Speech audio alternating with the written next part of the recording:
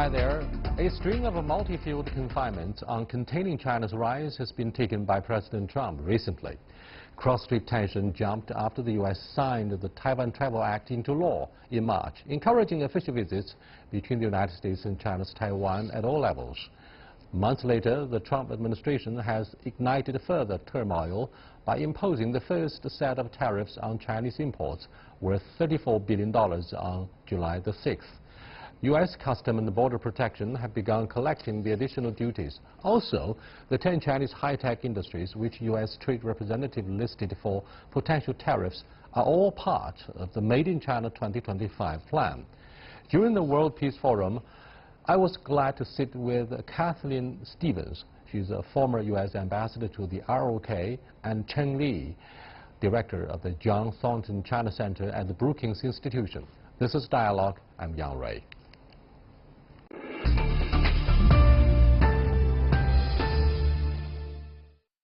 Welcome to Dialogue. Thank you. Lovely to be here. Let's take a closer look at the U.S.-China relationship, the most consequential one in the 21st century. As you said, China is the engine, if not powerhouse, of the world economic recovery.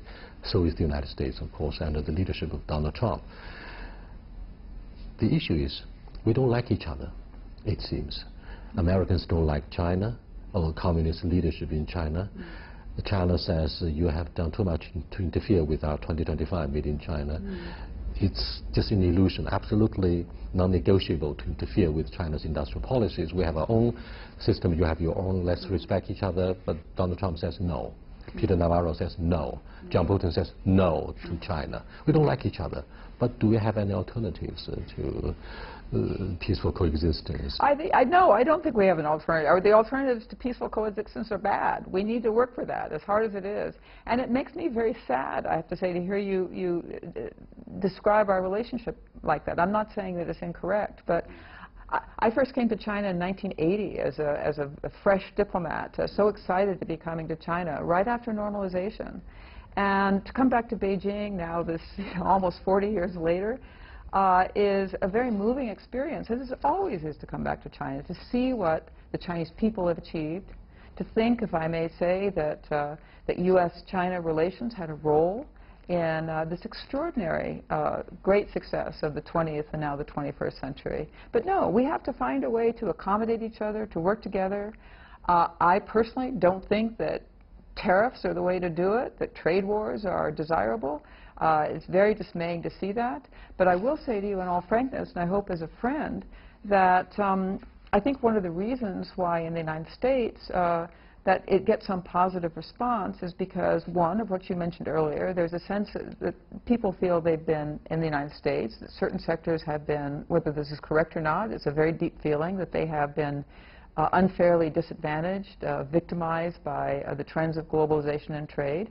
And secondly, that it hasn't been a level playing field. So I think that our leadership, we do need good political leadership that can try to look at the broad picture, try to see that I think there is an underpinning, if I may say, of a strong people-to-people attraction. I don't agree that we don't like each other.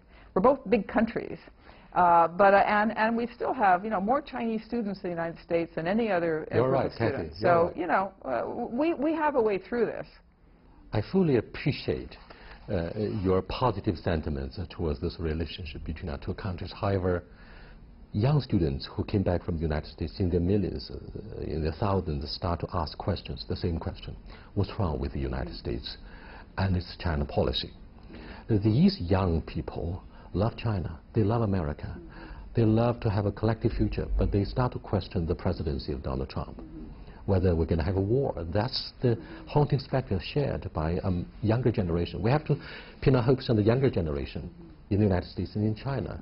If such a hostile policy towards China instead of a policy engagement continues, then we're going to transform these young Chinese into very, very uncertain and unpredictable force, formidable force that will question the United States, question its leadership and challenge its supremacy. Young people will be transformed into anti-U.S. sentiments.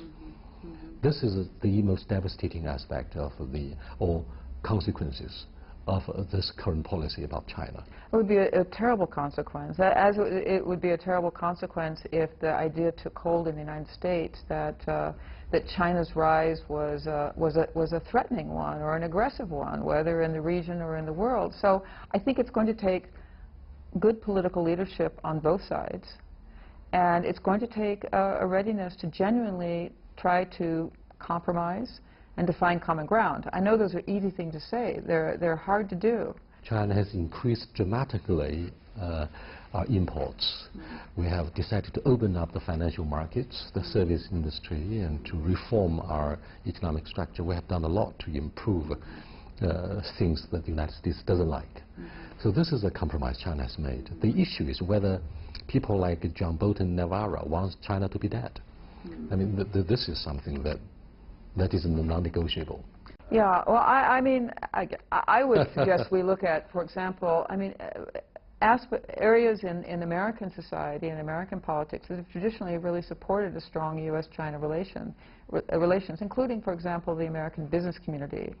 And it's my own sense that over the past some years, this is not just since 2016, but over the past some years, some in the American business community, not all, have become a bit disillusioned with some of the practices, if you like. Transparency, IPR. Right, those things. So I think, I mean, in all frankness, like I say, I wouldn't, you've got voices. I mean, Mr. Navarro has a long record of his views on China. I don't think that necessarily represents, or that, even though he's in the administration now, that represents all sentiment. But that's a trend that's out there that you're right to be very, very mindful of. But there are many others who do understand our interconnectedness, and also have also benefited from China's economic prosperity and from its markets and everything else. So I'm not in a position to give you or your government advice, but we're a big country, you're a big country, and I think we can find champions of the relationship, but we have to have something to work with. Right? And I take your point that China has done some things, the U.S. feels like it's done things. Clearly, we need to do more. Clearly, this is a particularly challenging time for all the reasons you've mentioned. How do you forecast the prospects of the process of denuclearization since both sides, DPRK and the United States, start to show signs of hesitation, skeptical sentiments, as well as even some voices from the military in the Pentagon that they should resume the military maneuvers and to impose a further maximum pressure? Well, I think we're at the beginning of this process. It's been only some weeks since the historic meeting between President Trump and Chairman Kim Jong-un in Singapore. It was a very unconventional meeting for an old-fashioned diplomat like me, top-down.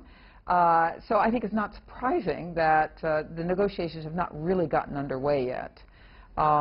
So we've had our Secretary of State, Secretary Pompeo, make his third visit to Pyongyang in just a few months. When you think how kind of extraordinary that is, I think it shows a commitment on the part of the Trump administration to moving forward with this. I think what's lacking right now is, if I may say on the American side, and I'm not from the American government, is, if you like, a fully developed negotiating approach and team. I think that's going to be an approach that's going to need to include very close consultations with China, with South Korea, with others, Japan, Russia in the area, whether it's the six-party talks or not, close consultations. And I think we also have not yet seen from North Korea readiness to really get down to negotiations. But I think it's too soon to be pessimistic. It's very challenging. We've been down similar roads before, and they have resulted in great disappointment for those of us who'd like to see not only a Korean peninsula without nuclear weapons. The denuclearization process is only part of his, part and parcel of his package for President Trump. He wants to win the midterm elections. He wants to survive the 4-year term. He wants to enjoy the approval rating domestically. But the issue is, this is the peace and stability of the Korean Peninsula. So what do you think of the role that President Moon Jae-in plays? I think that President Moon Jae-in has played a very decisive role. I mean, much more than just kind of a mediator or facilitator. He has, and I think he will continue to play a very, very important role.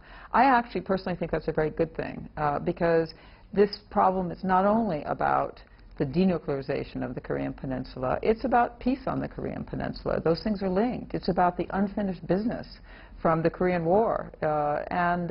65 years after the signing of the armistice, there's great success to report, I think, in terms of the peace and prosperity not only of South Korea, but of the entire region. I think the U.S. has played an important role in that, if I may say. But there's unfinished business. So I think it's very proper and encouraging, actually, that that Moon Jae-in, as well as Chairman Kim Jong-un, have been, if you like, kind of the protagonists in this and have centered this on also an inter-Korean process of reconciliation and peace. I do believe that both Washington, and if I may say Beijing, as the outside powers, but ones who also have important interests here, respect that and support that, as well as ensure that we work together to ensure that we don't have, as nuclear powers ourselves, as great powers, that we don't see the continued threat of nuclear threat from North Korea, or for that matter, nuclear proliferation in Northeast Asia.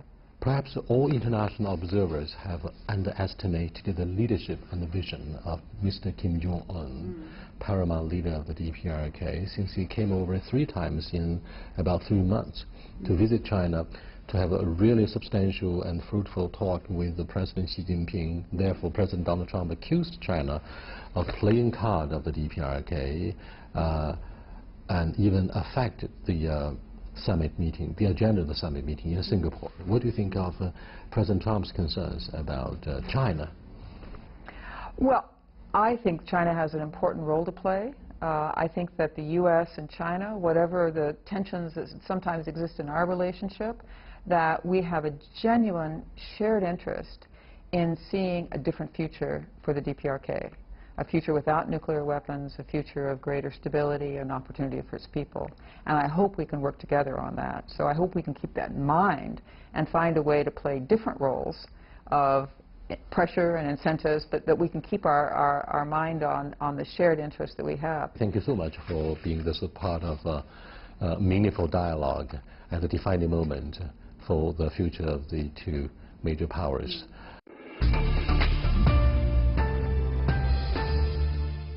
Many policymakers in mainland say they are afraid the United States will combine the issue of Taiwan with a trade war. President Donald Trump is a unique president.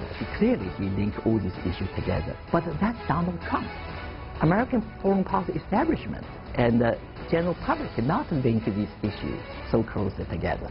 What do you think of the momentum that may serve to engage China? You see that dramatic twists and turns. So not just a one-way direction. This reflects Donald Trump's, now well-known emphasis on everything's transactional. In this edition of Dialogue, we are happy to be joined here by Mr. Cheng Li, Senior Research Fellow with the Brookings Institution in the United States. Welcome to Dialogue, sir. Happy to be here. In the wake of his winning the campaign, President Donald Trump used Taiwan, his phone call with Tsai Ing-wen, and the issue of denuclearization of the Korean Peninsula as a catalyst for the bilateral relationship, for bad or good. What do you think of the momentum that may serve to engage China? I know the policy of engagement is being re-examined by both parties in the D.C., but tell us the latest. Well, the latest is certainly there's a serious concern about Taiwan. But we do see that over the past year and a half, that U.S.-China relation had a roller coaster-like ride. And after that phone call, then you see the dramatic visit by President Xi Jinping to Florida, and then also very successful trip on part of both China and Donald Trump in terms of November visit to Beijing. I mean, these 2 events actually make Taiwan very nervous, actually make American foreign policy establishment also very nervous, whether Donald Trump will go all the way to form a very good relationship with China at the expense of Taiwan. You see that the dramatic twists and turns. So not just a one-way direction. This reflects Donald Trump's, now well known, the emphasis on everything is transactional. I mean, everything should be on the table. So this is now, it's not a secret for Chinese audience and for observers. But when it started, I mean, 2 years ago, people certainly have a lot of concern and a lot of doubts. But also his so-called trade war with China is not just about trade with China, but also trade with American allies. Well, of course, because the deficits with foreign country, no country can compare with China. China occupied a huge amount of trade deficits with the United States. Of course, in that regard, China is the primary objective for Donald Trump in terms of trade rebalancing from the U.S. Perspective. With the approval of the Taiwan Travel Act, the Defense Authorization Act, and especially Taiwan Relations Act that was passed during the Carter administration in 1979. Do you think the official ties between Washington and Taipei is likely to be strengthened? Well, I think the relationship between Taiwan and Washington, D.C. will be strengthened. And this is, again, over the general sentiment in Washington that China is increasingly increase its pressure and also military modernization in the region, not only just the Cross-Taiwan Strait, but also in South China Sea. So I think the latest message from Washington is that United States should be tough. So that's actually, I think we enter a very, very dangerous period, because we know that for China, Taiwan is a core interest. I mean, it's a red line. And I think there's two underestimates, in my view. One is United States, in general, underestimates China's determination to have Taiwan under its territory, because this is a territorial integrity and sovereignty issue for China, and no Chinese leaders can survive that Taiwan to move towards independence. Xi Jinping is certainly much tougher than most of his predecessors on that. So that's the underestimate. But it's also in China's on China's side, they also underestimate the Americans' interest to protect Taiwan, because there's in terms of U.S.-China relations, there's 3 communiques, but also Taiwan Act, Relation Act, which is also important. American does not have a legal obligation to protect Taiwan. But there's at the time of China is rising to a global power, challenge the United States from the American perspective in almost all fronts. I think the United States will be very, very decisive. So I think this is create a very, very dangerous situation because of 2 underestimates, one on the Chinese side, one on the U.S. side. Since China is taken very seriously as a strategic competitor, more than the threat allegedly from Russia and ISIL, or terrorism, then it is the bipartisan consensus that China should not be allowed to catch up in the high-tech domain. For example, our pursuit of chips and high technology in line with the 2025 Made in China policy documents. Therefore, many policymakers in mainland say they are afraid the United States will combine the issue of Taiwan with a trade war to nip it down, to keep China down, not necessarily out before it's too late. What's your sentiment about the scenario? Well, let me first explain that President Donald Trump is a unique president. He linked all these issues together, but also he recently thinks that China is not so forthcoming in supporting the United States or go along with the United States in terms of economic sanction, maximum sanction against North Korea because of the trade issue, maybe because of the recent development over Taiwan. But that's Donald Trump. American foreign policy establishment and the general public cannot link these issues so closely together. So this is what Dr. Kissinger said. There's different mindset. Chinese usually think in a strategic way. If we treat us as a friend or partner, we can discuss all these issues. If we treat us as an enemy. There's no reason to discuss about this issue. So this is not what we the call the self-fulfilling prophecy. Well, but this is also different, the way to look at things. I do believe that Dr. Kissinger is right. Because Americans usually separate these issues in general, except Donald Trump. They will see this Taiwan issue, trade issue, human rights issue, Tibet issue, Korean nuclear issue. So lack of this kind of clear linkage in terms of thinking, so that created some problem, or this match in China-U.S. dialogue. Foreign policy establishment, I wish they link this issue more closely together, right? Then can better understand the Chinese position. In reality, that they have a different approach, in my view. Mr. Kim Jong-un complained bitterly that security concerns of the DPRK have been seriously ignored by Washington in this process of denuclearization, and very likely the joint military maneuvers will be resumed, economic sanctions will be maintained. These two things combined to constitute what is called the maximum pressure from Washington. Under this condition, do you think Mr. Kim Jong-un will come back and suspend the engagement? Well, I don't think so. I think that he played relatively well. But also, he should understand that from Washington foreign policy establishment, they are very unhappy that what Kim Jong-un really advanced. They think this is only lip service. This is nothing. And partly this is because they are much worried about Donald Trump. And partly for them, there's no substance. It's only empty promise. So he should deliver. He should deliver more. This is from Washington's perspective. I think certainly outside the world should have every reason to be suspicious about how fast he can move.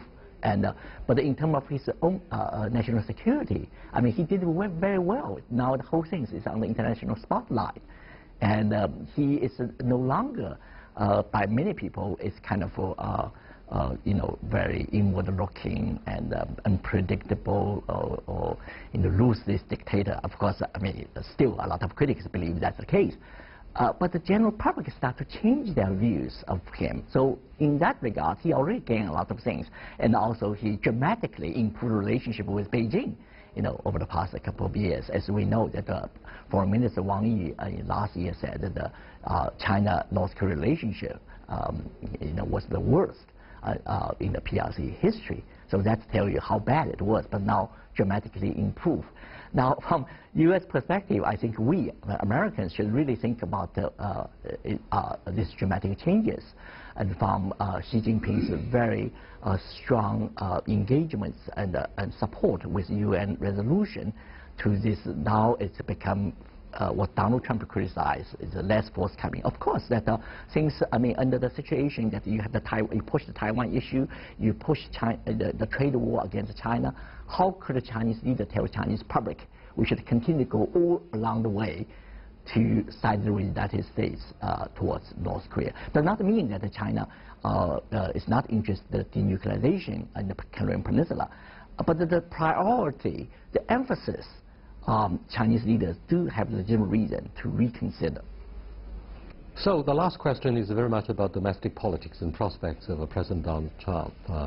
Will he win the midterm congressional elections, or will he survive the 4-year term?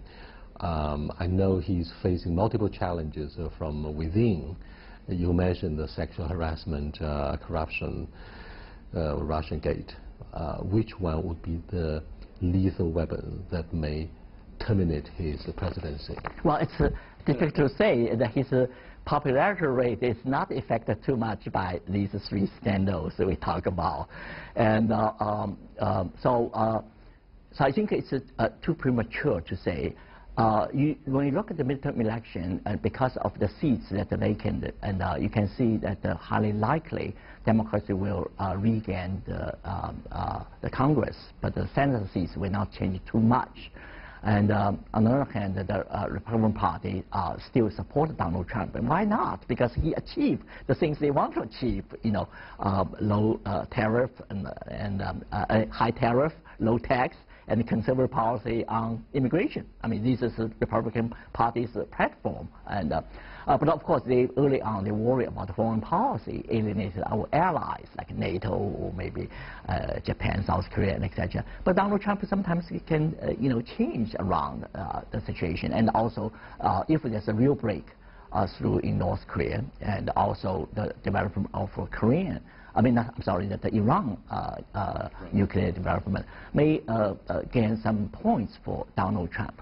But on the economic side, actually, our U.S. economy is not doing badly, but actually it's pretty good, right?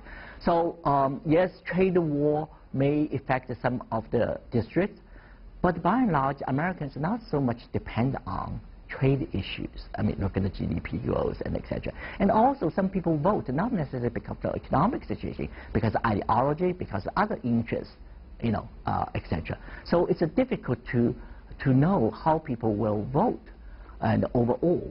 But certainly, most analysts believe that there will be some changes in the congressional side that probably will reduce Donald Trump's power, but at the moment he controls everything, and in terms of both Capitol Hill and also executive and also now Superior Court, this is certainly quite dangerous. I mean, liberal intellectuals are very, very disappointed. So this is the current situation. So it's some other people in Washington still believe that actually not his fans but his critics deeply worried that he will get re-elected. So it's from the impeachment, because Bob Mueller's report could be called, investigation still going on, but based on some of the episodes that some of the charges are quite serious. So could it even go to the impeachment? That scenario is not completely over, but also could go to the re-election. That tells you the unexpectedness in the American politics and the various factors, domestic, international trade, and the international conflict or international achievement, all will play a role in terms of the election. The issue is whether we are in the same boat in the turbulent waters of the American domestic politics. Thank you very much. Thank you. Thanks a lot. Thank you.